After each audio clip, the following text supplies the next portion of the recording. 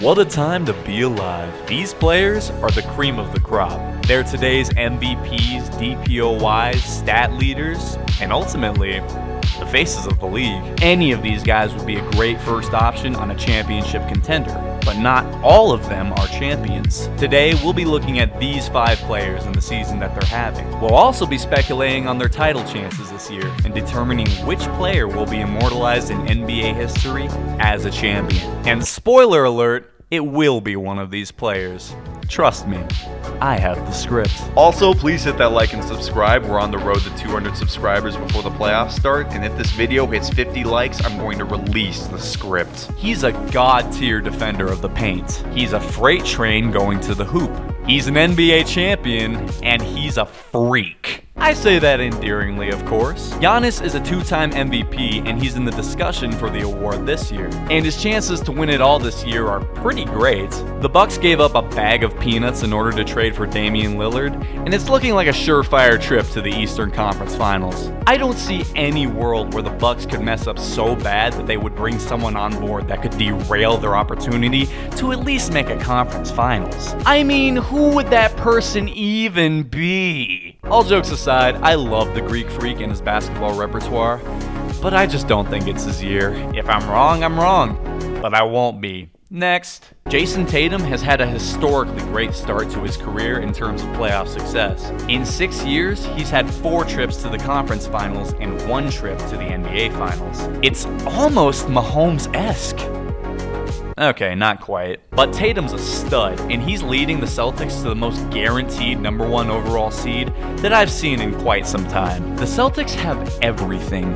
Great depth, star power, defense, shooting, coaching, fan base.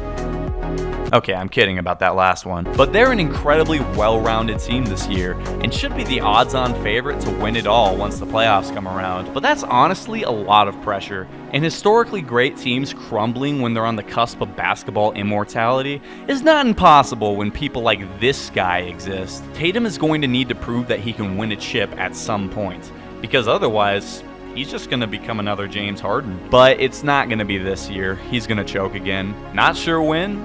Not sure who against, but I am sure of it. Joel Embiid is a bit of a sad story at this point, because prior to his injury, he was on a near certain MVP trajectory. He was averaging 35 points per game, he dropped 70 points on Victor Wembanyama, and the Sixers were near the top of the Eastern Conference. And now, to say that the Sixers have slipped would be an understatement. They fell off that cliff in SpongeBob that takes you directly to rock bottom. Not really, they're still 7 games above 500 and will not slip below 8th under any circumstances, but I don't think Embiid or the Sixers were planning on having to play at least one play-in game this year. I'm hearing that Embiid should be returning before the play-in games start, but being in playing shape before the postseason is something that you cannot overstress the importance of, especially if you're injury prone like the big man. The Sixers feel cursed at this point, and I don't see them making it past the first round, but at least they don't have Doc anymore. I was debating between putting Luka or SGA in this video,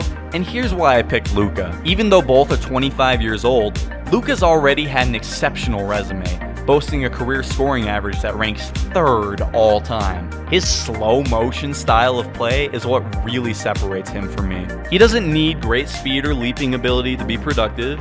He just dissects defenses at his own pace. It's mesmerizing. But how is he doing this season?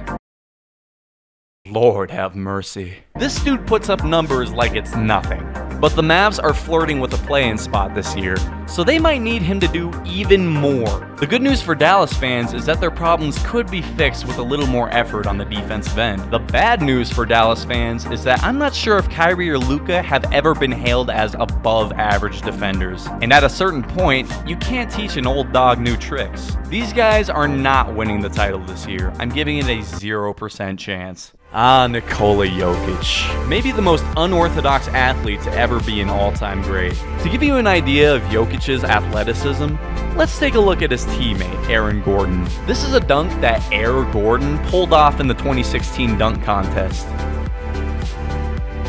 And this is the hoverboard that Jokic would have trouble jumping over. But Jokic's skill set and basketball IQ are completely off the charts. His numbers this year are historically great. But for him, They're just typical. He's the odds-on favorite to win his third MVP. His team is vying for the 1 seed. And oh yeah, he's gonna become a back-to-back champion this year. Sorry everybody else. The Nuggets look good now, but have you seen what they do to teams in the playoffs? Have you seen the demon that Jamal Murray turns into once the stakes are raised? The Western Conference should be afraid, very afraid, of the Nuggies. Because there's only 3 things that are certain in this life: death, taxes, and that the Joker is gonna be wild.